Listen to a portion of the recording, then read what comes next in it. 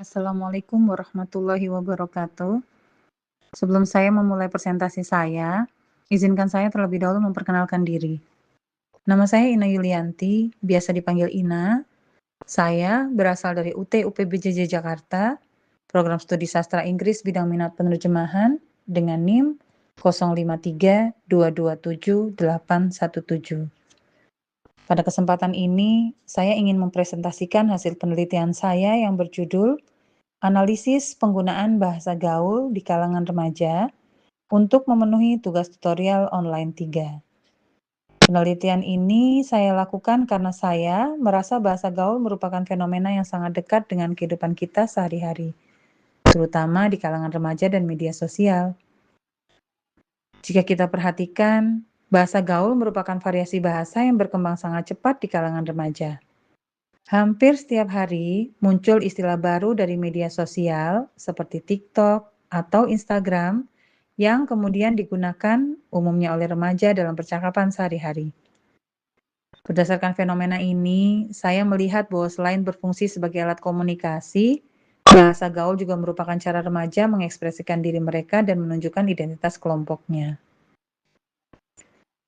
Tujuan penelitian yang saya lakukan ini adalah untuk mengetahui bentuk bahasa gaul yang paling banyak digunakan, kemudian menganalisis faktor penggunaannya, serta memahami maksud penggunaannya dalam kehidupan remaja sehari-hari.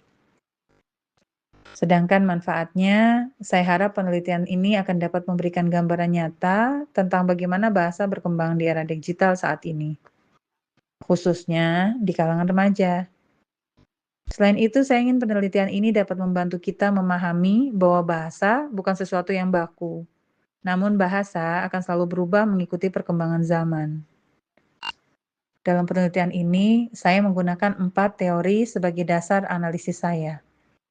Untuk teori pertama, saya menggunakan teori variasi bahasa dari Kair dan Agustina yang menjelaskan bahwa bahasa memiliki variasi tergantung situasi sosial dan penuturnya.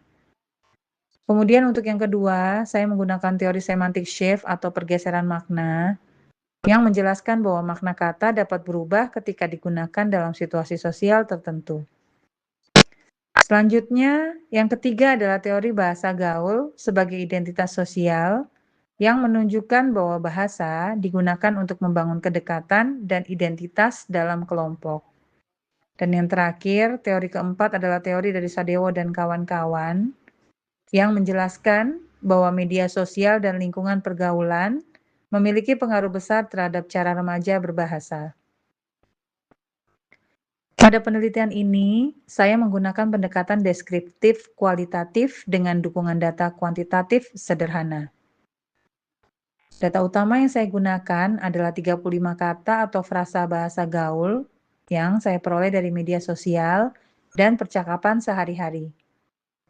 Selain itu, saya juga melakukan wawancara dengan 8 remaja dari usia 16 tahun sampai 22 tahun untuk memperkuat analisis faktor penggunaan bahasa gaul. Teknik pengumpulan data saya lakukan melalui observasi dan wawancara. Sedangkan analisis data saya lakukan dengan cara mengelompokkan data, menghitung frekuensi, lalu menginterpretasikan berdasarkan teori yang saya gunakan. Dari hasil analisis saya tersebut, saya menemukan bahwa bentuk bahasa gaul yang paling banyak digunakan adalah borrowing, yaitu meminjam kata dari bahasa asing, terutama bahasa Inggris. Dari total 35 data, terdapat sebanyak 18 data atau 51,4% yang termasuk dalam kategori ini.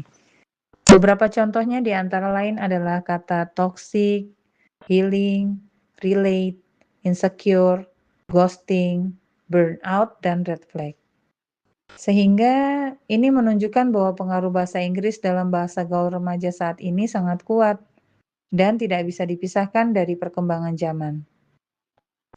Terlebih perkembangan zaman di media digital saat ini.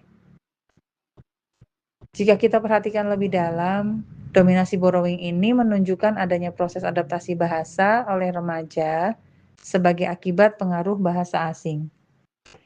Artinya, selain meminjam kata, remaja juga mengubah atau menyesuaikan maknanya sesuai kebutuhan komunikasi mereka. Contohnya dapat kita lihat pada kata healing, yang dalam bahasa Inggris sebenarnya berarti penyembuhan. Namun, dalam bahasa gaul digunakan untuk aktivitas seperti liburan atau mencari ketenangan. Fenomena ini menunjukkan adanya semantic shift, yaitu pergeseran makna akibat penggunaan dalam situasi sosial yang berbeda.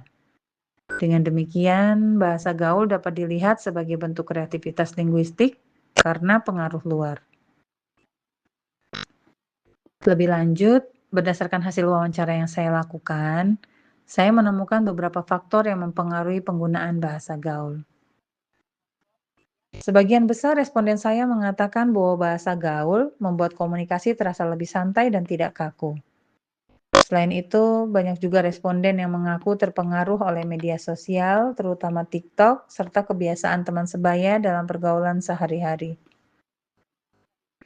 Kemudian, setelah saya melakukan analisis lebih jauh, ternyata faktor yang paling dominan adalah media sosial.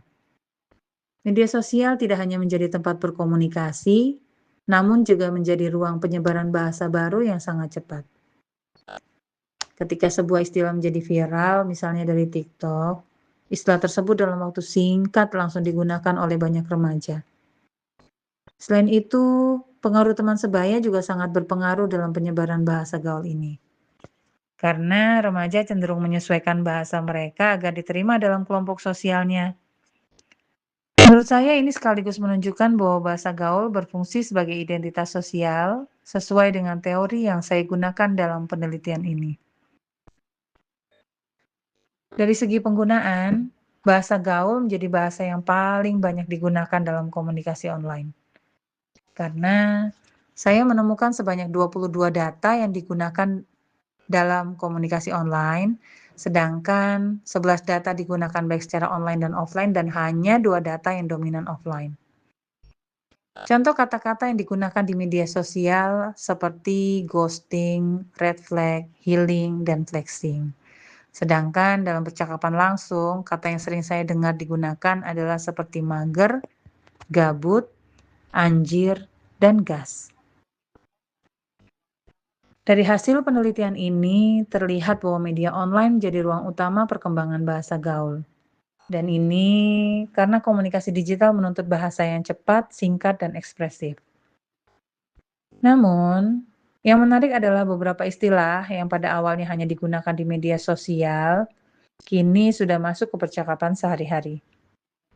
Ini menunjukkan bahwa batas antara bahasa online dan offline semakin kabur, karena bahasa gaul sudah menjadi bagian dari komunikasi keseharian dalam kehidupan remaja. Kesimpulan dari penelitian saya adalah, pertama, bentuk bahasa gaul yang paling dominan digunakan adalah borrowing dengan persentase 51,4%. Kedua, faktor utama penggunaan bahasa gaul adalah media sosial, teman sebaya, serta kebutuhan untuk mengekspresikan diri dan membangun identitas. Ketiga, bahasa gaul paling banyak digunakan dalam konteks komunikasi online. Secara keseluruhan, penelitian ini menunjukkan bahwa bahasa gaul merupakan hasil dari perkembangan bahasa yang sangat dipengaruhi oleh teknologi dan budaya digital. Demikianlah presentasi yang dapat saya sampaikan. Terima kasih atas perhatian Bapak dan teman-teman mahasiswa sekalian. Assalamualaikum warahmatullahi wabarakatuh.